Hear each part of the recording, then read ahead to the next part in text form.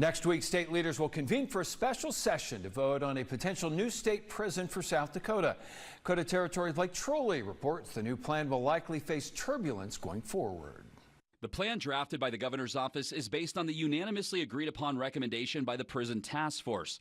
The $650 million plan, through a variety of changes, shaves off more than $100 million from the previous proposal, which failed in the legislature earlier this year.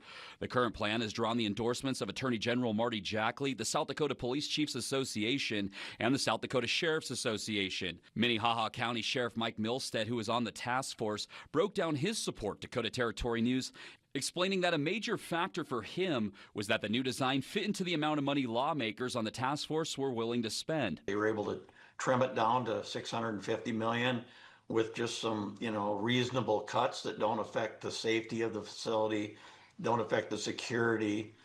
Milstead stressing the need to move quickly on the project to avoid rising costs from delaying it.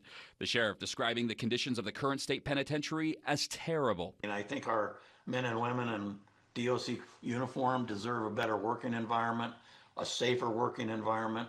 I think the inmates housed there, in a modern facility would be in a much better position to be, receive necessary programming, to have, not a dungeon-like facility that they're currently in. The South Dakota Freedom Caucus has come out against the new prison, calling it irresponsible government spending at a time when South Dakota faces serious economic uncertainty. Well, according to Moody's, we're headed into a recession. Highly likely, they said, here in South Dakota. We don't need to burden the taxpayers with additional debt.